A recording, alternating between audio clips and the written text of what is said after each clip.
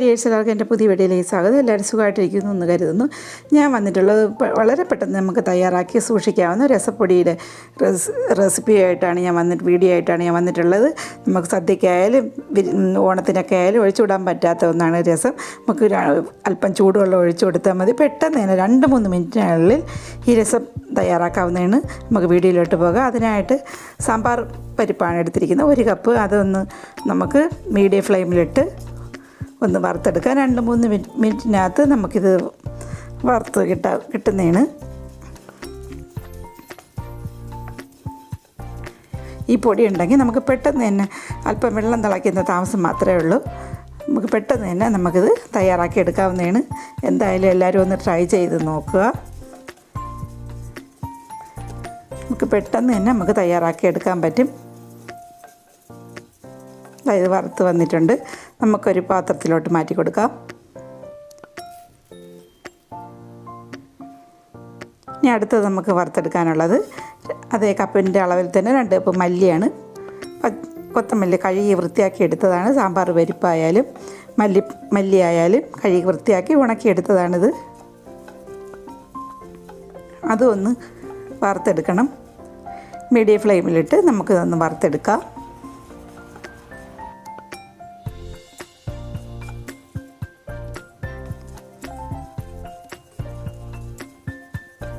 മല്ലിയൊക്കെ ഒരു പൊട്ടുന്ന ഒരു സൗണ്ട് കേൾക്കും. നമ്മളെ കൈ വെച്ചൊന്ന് ഞെരടി നോക്കുമ്പോൾ പൊടിഞ്ഞു വരും. അതാണ് അതിൻ്റെ പരുവം. നമുക്കത് അതിൽ തന്നെ നേരത്തെ തട്ടിയിട്ട് പാത്രത്തിൻ്റെ അങ്ങ് ഒരു സൈഡിലോട്ട് മാറ്റി കൊടുക്കാം. ഇനി അടുത്തത് വറുത്തെടുക്കാനുള്ളത് 1/2 കപ്പ് കുരുമുളകാണിത്. പിന്നെ വേണ്ടുന്നത് 1/4 കപ്പ് ചെറിയ ജീരകമാണിത്. അതും ഒന്ന് മീഡിയം ഫ്ലെയിമിലിട്ടൊന്ന് മൂപ്പിച്ചെടുക്കാം. എൻ്റെ ഈ വീഡിയോ ആദ്യമായിട്ട് കാണുന്നവരാണെങ്കിൽ ഒന്ന് സബ്സ്ക്രൈബ് ചെയ്യുക. ഇഷ്ടപ്പെട്ടാലൊന്ന് ലൈക്ക് കൂടെ തരിക. ഹൈപ്പ് എന്ന ഓപ്ഷനുണ്ട്. ഹൈപ്പ് കൂടെ ചെയ്യാൻ മറക്കാതിരിക്കുക. നിങ്ങളുടെ അഭിപ്രായം കമൻറ്റായിട്ട് രേഖപ്പെടുത്തുക.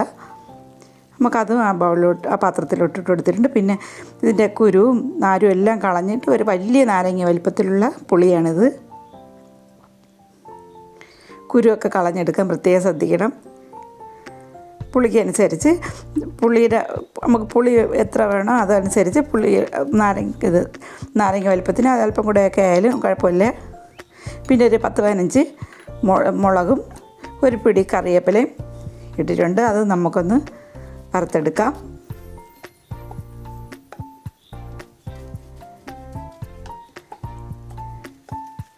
നമുക്ക് പുളി കുറഞ്ഞ് വേണമെങ്കിൽ പിന്നെ അല്പം പുളി പിഴിഞ്ഞ് ചേർക്കുക വേണമെങ്കിൽ ചെയ്യാം. ഇതും ആ പുളിയിലേക്ക് ജലാംശമൊക്കെ മാറുന്ന രീതിയിൽ ഒന്ന് വറുത്തെടുക്കണം. മുളക് കരിഞ്ഞു പോകരുത്. കറിവേപ്പിലേക്ക് നല്ല പൊടിഞ്ഞു വന്നിട്ടുണ്ട്. ഇത് മൂത്ത് വന്നിട്ടുണ്ട്. അത് നമുക്കതിലോട്ട് ഇട്ട് കൊടുക്കാം. പിന്നെ വേണ്ടുന്നത് ഇത് ചെറിയ വെളുത്തുള്ളി അല്ലായതുകൊണ്ട് 6 ഉണ്ട വെളുത്തുള്ളി എടുത്തിട്ടുണ്ട്. അത് തൊലിയോടെ തന്നെ എടുത്തിട്ടുണ്ട്. അതിൻ്റെ മൂടൊക്കെ കളഞ്ഞ് ആ തലഭാഗമൊക്കെ കളഞ്ഞിട്ട് വൃത്തിയാക്കി എടുത്തിട്ടുള്ളതാണ്. തൊലി കളയേണ്ട ആവശ്യമില്ല. അതോടുകൂടി ഒന്ന് ചതച്ചെടുത്തതാണിത്. അതും ഒന്ന് മൂപ്പിച്ചെടുക്കണം. പച്ചമണമൊക്കെ പച്ചപ്പ് മാറി ഒന്ന് ചെറുതായി ഒന്ന് മൂത്ത് വരണം. തൊലി കളയണ്ട. അതിൻ്റെ മൂട് ഭാഗമൊക്കെ ഒന്ന് വൃത്തിയാക്കി എടുത്താൽ മതി. അത് ഇതേപോലെ ഒന്ന് മീഡിയം ഫ്ലെയിമിലിട്ടൊന്ന് പച്ചമണം മാറുന്നത് വരെ ഒന്ന് മൂപ്പിച്ചെടുക്കാം.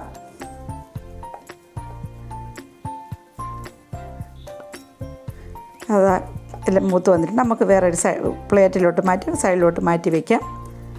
പിന്നെ നേരത്തെ മൂപ്പിച്ച് വെച്ചതിൽ ആവശ്യത്തിനുള്ള ഉപ്പ്, പിന്നെ 1.5 ടീസ്പൂണോളം മുളക് പൊടി,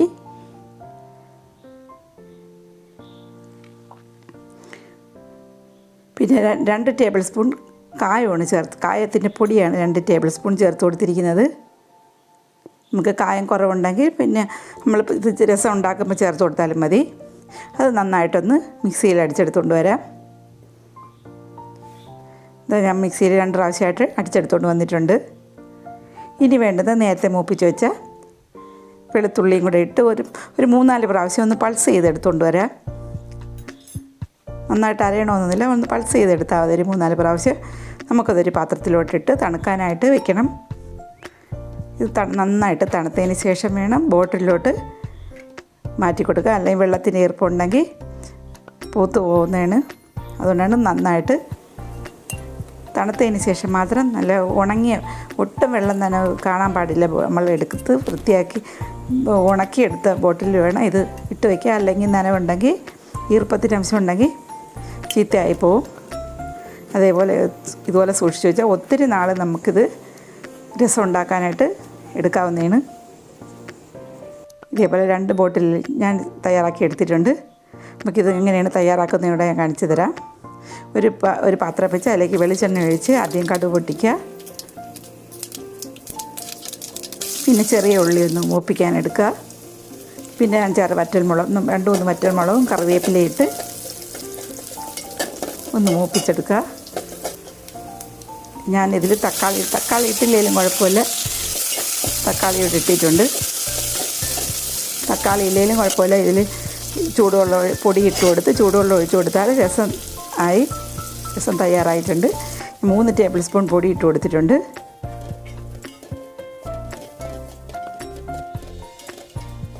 തക്കാളി ഇഷ്ടമില്ലെങ്കിൽ തക്കാളി ചേർക്കേണ്ട ആവശ്യമില്ല. ഞാൻ പിന്നെ നല്ല ചൂടുവെള്ളമാണ് ഞാൻ ഒഴിച്ച് കൊടുത്തിരിക്കുന്നത്. ഒഴിച്ച് കഴിഞ്ഞിട്ട് ഫ്ലെയിം ഓഫ് ചെയ്ത് കൊടുക്കാം. പിന്നെ ആവശ്യത്തിന് ഉപ്പും കൂടെ ചേർക്കണം. പിന്നെ കായോ പുളിയോ ആവശ്യമുണ്ടെങ്കിൽ നിങ്ങൾക്ക് അല്പം കൂടെ പുളി വേണമെന്നുണ്ടെങ്കിൽ പുളിയും ചേർത്ത് കൊടുക്കാം, കായം ഇട്ട് കൊടുക്കാം. ഇത് കുറച്ച് മല്ലിയിലയും കൂടെ ഇട്ട് കൊടുത്താൽ നമ്മളത് രസം റെഡി ആയിട്ടുണ്ട്. അടച്ചൊന്ന് 10 മിനിറ്റ് വെച്ചിരുന്നാൽ മതി. ഫ്ലെയിം ഓഫ് ചെയ്തിട്ട് ഇതേപോലെ അടച്ച് വെച്ചിരുന്നാൽ നമ്മളെ രസം തയ്യാറായിട്ടുണ്ട്. എൻ്റെ ഈ വീഡിയോ ഇഷ്ടപ്പെട്ടെന്ന് കരുതുന്നു. അടുത്ത വീഡിയോ ആയിട്ട് കാണും വരേക്കും thank you for watching. By.